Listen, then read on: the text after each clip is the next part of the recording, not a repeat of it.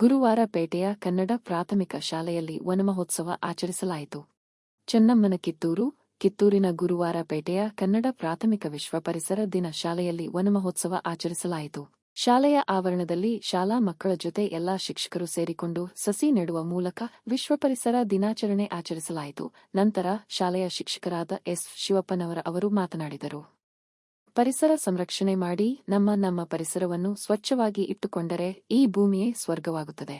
ಪರಿಸರ ಸಂರಕ್ಷಣೆಯ ಬಗ್ಗೆ ಜಾಗೃತಿ ಮೂಡಿಸುವುದು, ಪ್ರಕೃತಿಯನ್ನು ಸಂರಕ್ಷಿಸಲು ಪ್ರೋತ್ಸಾಹಿಸುವುದು ನಮ್ಮೆಲ್ಲರ ಜವಾಬ್ದಾರಿಯಾಗಿದೆ ಎಂದರು.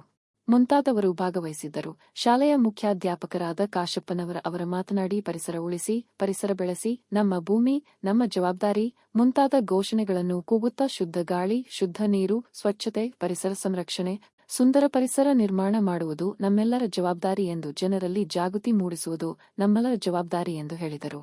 ಸರ್ಕಾರಿ ಮಾದರಿ ಶಾಲೆ ಗುರುವಾರಪೇಟೆ, ಚೆನ್ನಮ್ಮ ಕಿತ್ತೂರು, ಜಿಲ್ಲಾ ಬೆಳಗಾವಿ. ಇಂದು ನಾವು ಪರಿಸರ ದಿನಾಚರಣೆಯನ್ನು ನಮ್ಮ ಶಾಲೆಯಲ್ಲಿ ಮಕ್ಕಳ ಜೊತೆ ಆಚರಿಸ್ತಾ ಇದ್ದೇವೆ. ಪ್ರತಿ ಮಗುವಿಗೂ ನಮ್ಮ ಶಿಕ್ಷಕ ಬಂಧುಗಳು ಪ್ರತಿಯೊಂದು ಮಗುವಿಗೂ ಸಸಿಯನ್ನು ಕೊಟ್ಟು ಅವರಿಗೆ ಸಸಿಯನ್ನು ಬೆಳೆಸಲು ಪ್ರತಿ ವರ್ಗದವರು ಕೂಡ ಸಲಹೆ ಕೊಟ್ಟಿದ್ದಾರೆ. ಅದರಂತೆ ಸಸಿಯನ್ನು ಕೊಟ್ಟಿದ್ದಾರೆ. ಅವರು ಸಸಿಯನ್ನು ಬೆಳೆಸಿ ನಾಡನ್ನು ಉಳಿಸಿ ಜೊತೆಗೆ ಹೆಚ್ಚು ಮಳೆ ಬರುವಂತೆ ಮಾಡಬೇಕಂಥೇಳಿ ನಾವೆಲ್ಲ ಸಲಹೆ ನೀಡಿದ್ದೀವಿ.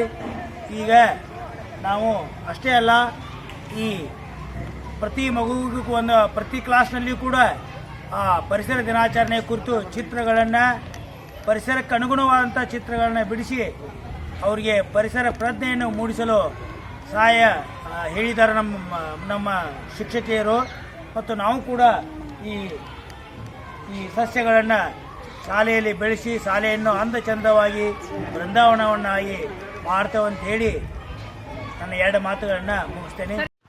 Thanks for watching. Read, discuss and debate with editor Dr. Yan Prashant Rao. Wanted reporters in print, digital and visual media for Bharat Vaibhav Daily Newspaper, BV News 5 Channel and BV Fast Web News from all the talukas of Karnataka, Goa and Maharashtra. If interested, send your resume to 9019229369.